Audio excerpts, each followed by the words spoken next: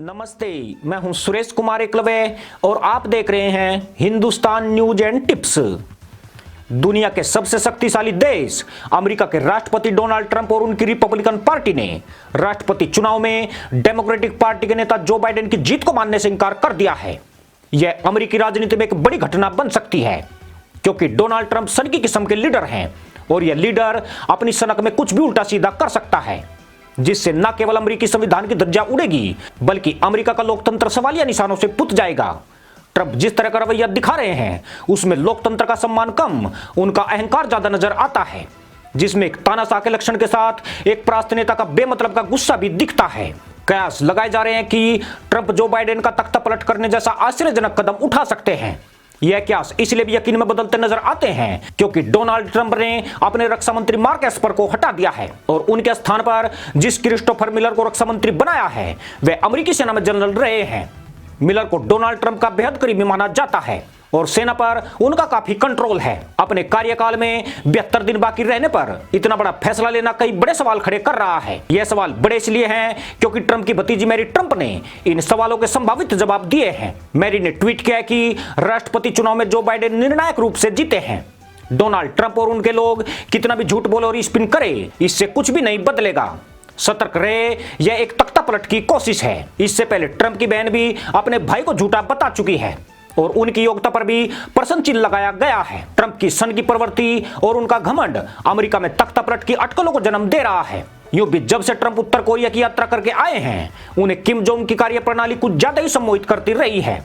खास बात यह है कि ट्रंप के पारिवारिक सदस्य भी ट्रंप पर लगातार सवाल उठा रहे हैं, जिससे अमेरिका में किसी राजनीतिक उथल पुथल से इंकार नहीं किया जा सकता है। खास बात यह है कि ट्रंप के आइडल रुख को देखते हुए जो बाइडेन सतर्क हो गए हैं। जो बाइडेन ने PM Modi, Boris Johnson, Germany chancellor Angela Merkel, Emmanuel Macron और यूरोप के कई नेताओं से बात की है, जिसमें ट्रंप के असंवैधानिक कार्यकलापों पर जानकारी दी गई है। बाइडेन का ऐसा करने के पीछे विश्व नेताओं को सही स्थिति बताना है ताकि ट्रंप का पक्ष कमजोर पड़े और उसे अंतरराष्ट्रीय स्तर पर ज्यादा भाव नहीं मिल सके। बाइडेन द्वारा उन्हीं विश्व नेताओं को जानकारी दी गई है जहां पर लोकतंत्र मौजूद है। उन्होंने चीन, रूस, पाकिस्तान और उत्तर कोरिया जैसे मुल्कों को अपने एजेंडे में शामिल नहीं किया है। चौंकाने वाली बात यह है कि बाइडेन ने ब्रिटेन के बोरिस जॉनसन के बाद कल प्रधानमंत्री नरेंद्र मोदी को वस्तु स्थिति से अवगत कराया है। दरअसल डोनाल्ड ट्रंप और पीएम मोदी की मजबूत दोस्ती भी इसमें एक बड़ा पक्ष है। बताया जाता है कि बाइडेन ने अनुरोध किया है कि वे ट्रंप को लोकतांत्रिक प्रक्रिया का सम्मान करने के लिए उन्हें समझाने की पूरी कोशिश करें, क्योंकि ट्रंप का रवैया किसी भी दृष्टि से उचित नहीं है। वे अपनी शर्मनाक हार को स्वीकार नहीं कर पा रहे हैं। उनके बयानों और लिए जा रहे फैसलों से अमेरिका में हालात खराब हो सकते हैं। हालांकि अभी तक भारतीय विदेश मंत्रालय ने इस बातचीत पर कोई आधिकारिक बयान नहीं दिया है, मगर यह स्पष्ट है कि अमेरिका में राजनीतिक उथल पुथल पर दोनों विश्व नेताओं की 10 मिनट से लंबी बातचीत हुई है। इसका मतलब यह है कि सन की ट्रंप की पैंतरेबाजी केवल बाइडेन के लिए ही नहीं, दुनिया के लिए भी चुनौती बन गई है और डोनाल्ड ट्रंप कहीं ना कहीं अमेरिका के लोकतंत्र के लिए खतरा साबित हो सकता है, क्योंकि यह शख्स अपने अड़ियल अंदाज और अहंकार में कोई भी चाल चल सकता है। ऐसी चिंता की बात केवल बाइडेन के लिए ही नहीं बल्कि इससे अमेरिका के मित्र देशों को भी फिक्र बढ़ रही है, क्योंकि जो बाइडेन के साथ मिलकर काम करने के लिए वे ज्यादा उत्साहित और हल्का महसूस कर रहे हैं। पर ट्रंप एक पलटीमार व्यक्तित्व के तौर पर उभरे हैं और चुनावी पराजय के बाद भी व्हाइट हाउस से जाने को तैयार नहीं दिखते हैं। विशेषज्ञों का कहना है कि इलेक्टोरल कॉलेज की बैठक 14 दिसंबर को होने वाली है और वह राष्ट्रपति के लिए अपना वोट डालेगी। चुनाव परिणामों के बाद अनुमान है कि बाइडेन को 270 वोट मिल जाएंगे। जो बाइडेन की यह जीत केवल एक राज्य पर आधारित नहीं है, उन्होंने मिशिगन, नेवाडा, विस्कॉन्सिन, परिजोना में भी काफी बढ़त हासिल की है।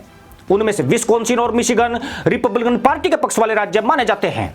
अब ट्रंप यहीं पर असली गेम खेलने के लिए ताने बाने बुन रहे हैं। ट्रंप को उम्मीद है कि 14 दिसंबर को होने वाली इलेक्टोरल कॉलेज की बैठक में विस्कॉन्सिन और मिशिगन जैसे राज्य पॉपुलर वोट की अनदेखी करके व्यवस्थापिका में अपने प्रतिनिधि नियुक्त कर सकते हैं, जिससे ट्रंप के ख्वाब शायद पूरे हो जाएंगे। दरअसल अमेरिकी संघीय कानून भी इलेक्टोरल कॉलेज की बैठक के दौरान विकल्प का चुनाव करने में असफल रहने पर ऐसे प्रतिनिधियों की नियुक्ति करने की अनुमति देता है। मगर ट्रंप की समस्या यह है कि इन राज्यों में धोखाधड़ी के कोई साक्ष्य नहीं है। ऐसे में लगता नहीं है कि ट्रंप की ऐसी कोई योजना परवान चढ़ पाएगी। यूं भी ट्रंप चुनाव में व्यापक धांधली के बारे में कोई नया साक्ष्य देने में असफल रहे हैं। अमेरिकी विशेषज्ञ भी खुलकर दावा कर रहे हैं कि अब डोनाल्ड ट्रंप के पास सत्ता में रहने का कोई विकल्प नहीं बचा है। परंतु बावजूद इसके ट्रंप अपनी हार को स्वीकार करने के मूड में हरगिज नहीं है। उनके इस रुख से यह चिंता बढ़ गई है कि राष्ट्रपति ट्रंप और उनकी पार्टी के नेता सत्ता में बने रहने के लिए कुछ भी करेंगे। अमेरिका के विदेश मंत्री माइक पोम्पियो ने पिछले दिनों ऐलान किया था कि ट्रंप प्रशासन दूसरे कार्यकाल के लिए आसानी से सत्ता हस्तांतरण नहीं करेगा।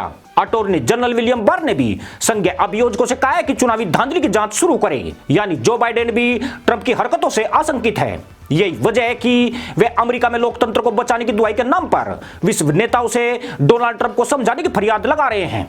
खासतौर पर उनका फोकस ट्रंप के मित्र नेताओं पर ज्यादा है, क्योंकि बाइडेन को उम्मीद है कि ट्रंप को उनसे बेहतर कोई नहीं समझा सकता है। दूसरी वजह यह भी है कि इससे ट्रंप पर दबाव भी बढ़ जाएगा, जिससे उन्हें फजियत की चिंता हो सकती है। प्रधानमंत्री मोदी को डोनाल्ड ट्रंप के करीबी मित्र नेताओं में शुमार किया जाता है। इसके अलावा बोरिस जॉनसन भी उनके अच्छे दोस्तों में गिने जाते हैं।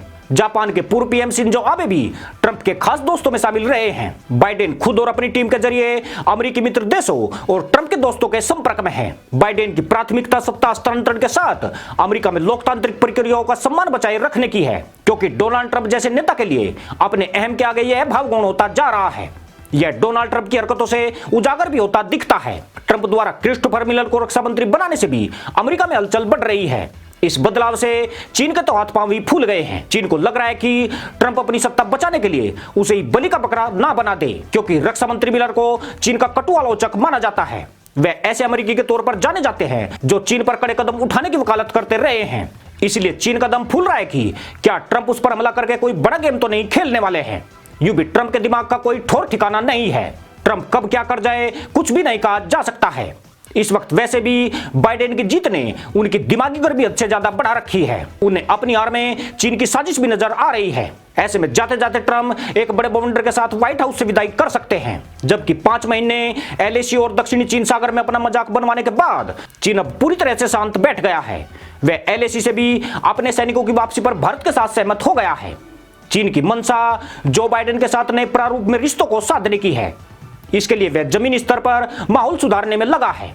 मगर ट्रंप का अंदाजा भी कुछ ऐसा है कि वह अमेरिका के साथ साथ जाने कहां तक गुड़ गोबर करके विदा होंगे। इसी के साथ अनुमति दोस्तों, जय जवान जय किसान जय हिंद वंदे मातरम।